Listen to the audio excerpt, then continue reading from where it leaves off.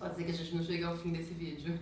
Bom, a gente tem falado aqui nesse canal muito sobre a importância de olhar pra gente mesmo, nos acolher inteiros, e falamos já sobre culpa, sobre medo, e o medo é um assunto muito caro pra gente, porque uma das coisas que a gente mais deseja é conseguir encorajar, fazer com que as pessoas se encham de coragem para viver suas vidas, para lidar com os desafios que aparecem, para escolher os caminhos que ela deseja, para ter coragem de viver os sonhos que ela tem. Em resumo, ajudar as pessoas a fazerem nas suas vidas o que a gente faz nas nossas próprias vidas. E a partir das experiências que a gente tem tido, tanto com os nossos clientes, nossos amigos, dos nossos conhecidos, de pessoas que a gente nem conhece tanto, a gente percebeu que um ponto central a ser trabalhado e a ser cuidado por todos nós é a autoaceitação. É a gente se aceitar como a gente é, se acolher inteiro. E um dos sinais que mostram que a gente está indo bem nesse caminho de se autoaceitar é quando a gente começa a ter coragem de se mostrar para o mundo. Quando você começa a fazer isso, é um bom sinal de que você está lidando bem com você mesmo, está se aceitando. E pensando nisso tudo, eu lembrei de uma frase que fala que o exemplo não é a melhor forma de influenciar as pessoas, é a única. Se a gente quer encorajar as pessoas a se autoaceitarem, quando a gente se mostra, a gente está, de alguma forma, servindo de exemplo. E pensando nessa importância do exemplo, eu vim aqui para compartilhar uma história minha com vocês, que é sobre a minha sorologia. Eu sou HIV positivo há mais ou menos 14 anos e eu queria muito compartilhar essa história com vocês e eu estou de verdade muito feliz de estar aqui neste canal para dividir isso contigo.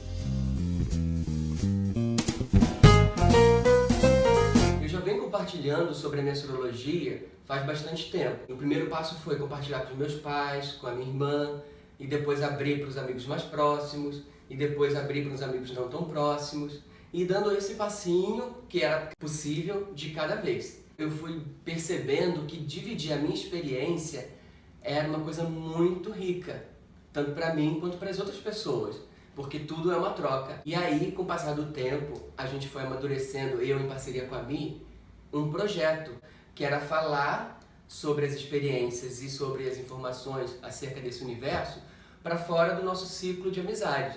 Então nós começamos a fazer algumas palestras e nesse momento eu consegui aumentar o alcance da minha voz. Até então eu nunca tinha trazido isso para a internet, mesmo sabendo que o alcance aqui no mundo digital é infinitamente maior, sabendo que a minha exposição seria infinitamente maior. E eu respeitei isso dentro de mim. Eu fui dando os meus passos e me preparando para chegar nesse momento. E eu de verdade fico muito feliz com esse passo que a gente está dando e esse canal aberto, porque eu tenho certeza que eu posso ajudar muito no processo de autoaceitação de muitas pessoas e também levar informação para outras pessoas que se interessem por esse assunto ou que precisem ouvir um pouquinho sobre esse universo. Para mim é uma honra fazer parte desse movimento com o Felipe e eu tenho muito orgulho da coragem dele de fazer isso, fico até emocionada. Porque eu acho que esse espaço ele pode e deve ser usado também para cumprir esse papel. Porque uma coisa que me chocou muito, que mudou muito, que me fez de alguma forma querer mergulhar nisso, foi quando eu conheci o Felipe mais perto, soube da sorologia dele e aos poucos fui me abrindo para perguntar mais sobre esse assunto, porque eu não tinha o básico da informação. E aí eu fiquei assim, abismada, que eu falei, gente, o mundo inteiro precisa saber disso. Foi quando eu percebi que a qualidade de vida dele e a vida dele inteira era tão boa ou melhor do que a de muitas pessoas que vivem por aí com outras doenças crônicas. Então assim, ele tinha as mesmas limitações praticamente que eu, que tenho asma, tenho. Claro que são problemas diferentes, mas assim, eu preciso também controlar minha asma, do mesmo jeito que ele precisa controlar o HIV dele. E não tem muita diferença, como a qualidade de vida dele não é diferente, é melhor do que a de uma pessoa que tem diabetes, ele tem menos limitações do que uma pessoa que vive com diabetes. Quando me caiu essa ficha, eu falei, cara, mais gente precisa saber disso. O que eu vi, olhando pra mim mesma, foi que Eu não sabia o básico sobre esse assunto e que a maioria das pessoas do mundo não sabem o básico sobre esse assunto. E por isso, o maior problema de muitas, mas muitas pessoas que vivem com HIV hoje não é um problema com a saúde, é um problema com o estigma. A gente não fala sobre esse assunto e porque a gente não fala sobre esse assunto, a informação que poderia circular, que precisa circular, não chega. E eu fiquei me perguntando muito por que a gente não fala sobre esse assunto e lendo também muito sobre isso, e eu sinto que tem muito a ver com o fato de que a gente ainda liga o HIV a dois outros assuntos que a gente não fala muito, que é a morte e é o sexo. E aí, transformando todas essas coisas que a gente deveria se encorajar para falar em tabus, a gente vai fazendo com que o HIV, que hoje é uma história muito diferente da história que foi nos anos 80. Hoje em dia a realidade de quem vive com HIV é uma, mas para a maior parte das pessoas a cara é a mesma cara que tinha AIDS nos anos 80. E aí, pra gente começar uma conversa sobre isso, a primeira coisa que a gente precisa saber é que existe uma diferença muito grande entre HIV e AIDS. HIV é o vírus e AIDS é a doença se manifestando na pessoa. Então vamos falar sobre o meu caso. Eu sou portador do vírus, mas eu não tenho AIDS. Por quê? Eu me trato, eu tomo os meus remédios, que no caso do tratamento hoje em dia ele é muito simples e talvez o nome coquetel nem caiba mais, porque eu tomo um remédio por dia, eu não vou ter AIDS e nem quero ter, porque eu faço meu tratamento de forma muito séria e muito responsável. E quando é que alguém tem AIDS? Acho que eu vou explicar isso. Quando é que a coisa vira AIDS? A coisa vira AIDS quando o seu sistema imunológico fica muito debilitado, porque o vírus do HIV, ele ataca as suas células de defesa. E uma vez que você conhece a sua sorologia, ou seja, você faz seu exame de sangue, faz os testes específicos para isso, e sabendo que você está positivo, você faz o uso dos medicamentos corretamente, você consegue controlar a quantidade de vírus dentro do seu organismo e não desenvolve a doença. E uma outra coisa muito importante que mudou minha vida, que eu não sabia, foi que existe uma coisa maravilhosa na vida de quem vive com HIV, que é estar com a carga viral indetectável. E o Felipe vai explicar pra gente por que isso é tão maravilhoso. Isso é maravilhoso porque, na verdade, isso é libertador. Porque quando você começa a fazer, então, o uso lá dos seus medicamentos, a sua carga viral vai caindo. Por quê? Esses medicamentos vão destruindo os vírus, né? Então, o que acontece? Você vai diminuindo sua carga viral, diminuindo, até ela ficar indetectável. Não existe, então, na verdade, essa cura, mas isso é assunto para um outro vídeo. Quando sua carga viral fica indetectável, o que acontece? Você fica sem transmitir o vírus. Gente, vocês estão bobos? Eu fui boba quando eu fiquei sabendo disso, juro por Deus. Vou dar um tempo pra vocês respirarem, ouvirem isso que o Felipe falou. Eu vou repetir. A pessoa sabe a sua sorologia, ela sabe que ela está soropositiva. Ela se trata, baixa tanto, mas tanto a quantidade de vírus no organismo que ela é considerada indetectável, de tão ínfima que é. Ela não só não desenvolve a doença, como ela também não transmite. É isso, é verdade isso. Como ela também não transmite o HIV para outras pessoas, minha gente. Eu sei que isso é muito surpreendente. Isso é chocante para algumas pessoas. Tem gente que vai duvidar dessa informação. Então nós vamos deixar aqui alguns links que falam sobre isso, com as fontes das pesquisas científicas, de onde estou tirando essa informação, de onde a gente está tirando essa informação. A gente jura que não está inventando nada disso. Hoje em dia, minha gente, já tem um consenso médico no mundo, depois de anos de pesquisas, com milhares de casais sorodiscordantes, que significa o quê? Um soro positivo e o outro soro negativo, em que não tem um único caso de um soro positivo que está com a carga viral detectável que tenha transmitido o vírus para o seu parceiro ou parceira. Isso realmente muda a vida de uma pessoa que não vive com HIV, porque essa informação muda o seu olhar sobre a pessoa que vive com HIV. Esse é exatamente o meu caso.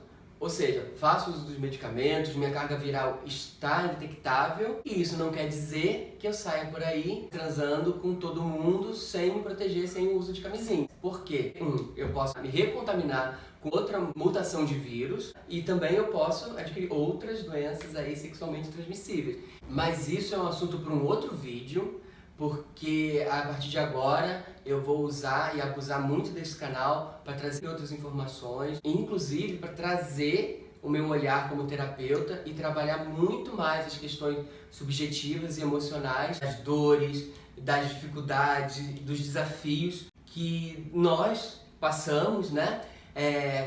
Seja vivendo com o vírus diretamente ou seja vivendo com ele de forma indireta, seja um familiar, seja o meu parceiro, seja o meu amigo, enfim, um espaço para a gente falar sobre os nossos sentimentos e nossas dores. E mais uma vez eu queria dizer que eu estou realmente muito feliz de compartilhar isso com vocês nesse espaço, porque eu também já me vi em momentos de solidão, eu já segurei tudo isso muito sozinho e sempre que eu experimentei compartilhar, eu recebi muito amor. Quando eu me abri para isso, eu fui recebendo amor. Então, o compartilhar, ele é muito importante. E existem muitas histórias muito bonitas, como essa do Felipe, de pessoas que foram pra solidão, tiveram muito medo de se mostrar e quando se mostraram foram preenchidos de amor. Mas a gente sabe que também existem histórias de pessoas que sofreram rejeição ao contar. A gente que não vive essa realidade na pele tem uma responsabilidade com relação a isso, porque eu tenho certeza que se tivesse mais informação, como essas poucas informações que a gente compartilhou aqui, circulando por aí mais abertamente, menos gente seria rejeitada pelos seus pares, pelas pessoas que mais amam, porque muitas vezes a rejeição vem da falta de informação. Então, a partir de hoje, tá mais que garantido nesse canal um espaço para o Fi falar de coração para coração com as pessoas que de alguma forma estejam lidando com essa questão, com essa realidade. A gente sabe o quanto esse processo de identificação, de espelhamento é poderoso para criar conexão, para transformação. Quando a gente vê alguém que viveu uma coisa parecida com a gente se encoraja, a gente pode compartilhar, a gente divide a dor. Então isso é muito, muito, muito importante. E a gente sabe também o quanto é importante dar espaço, dar voz, garantir o lugar de fala de pessoas que têm um saber que vem da experiência. Esse lugar a gente quer muito poder resguardar aqui nesse canal. Mas por outro lado, tem uma coisa que eu acho muito bonita que a gente consegue fazer aqui e que é muito bonita da nossa relação, que é muito bonita desse nosso trabalho, que é muito bonita do jeito que a gente vê a vida, que é o fato de que aqui eu também tenho o direito de falar. O Felipe, ele me dá esse direito e mais do que isso, ele me convida para a fala. De alguma forma, ele conta comigo para que eu seja porta-voz disso, para que eu faça ecoar esse assunto para além das pessoas que estão lidando diretamente com ele. A gente acredita no saber da experiência, a gente acredita na importância de dar o lugar de fala para quem tem a experiência, mas a gente também acredita muito no ser humano, a gente acredita muito na nossa capacidade de empatia. A gente sabe que se a gente se abre a nossa sensibilidade, abre a nossa escuta de uma forma amorosa e se enche de generosidade, a gente pode, com pequenos gestos, fazer grandes transformações. E para acabar com o estigma, eu tenho certeza absoluta que não adianta ele ficar falando só para quem está vivendo com essa questão e para quem está muito perto. Talvez quem não tem problema nenhum com esse assunto seja quem mais precise ouvir falar sobre isso, para que a gente possa mudar o olhar para quem experimenta isso. Uma pessoa que não tem nenhuma relação, aparentemente, com esse assunto, às vezes com um gesto, com uma mudança de olhar, ela já pode alterar muitas realidades, porque uma mudança de olhar altera um comportamento, muitas vezes. E também um gesto simples como compartilhar esse vídeo, ou compartilhar qualquer material sério que você encontre por aí sobre esse assunto, vai fazer com que essa informação se espalhe cada vez mais.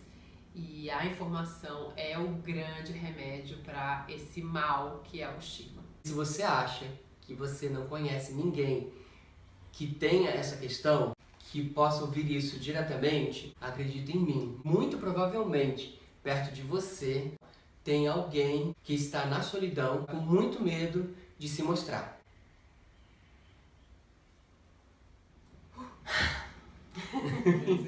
Já é fácil falar sobre isso, então. Assim que a gente não chega ao fim desse vídeo. Chegaremos. Deus nos abençoe nesse trabalho. Ótimo. Ótimo. Esse vídeo ficou muito bom.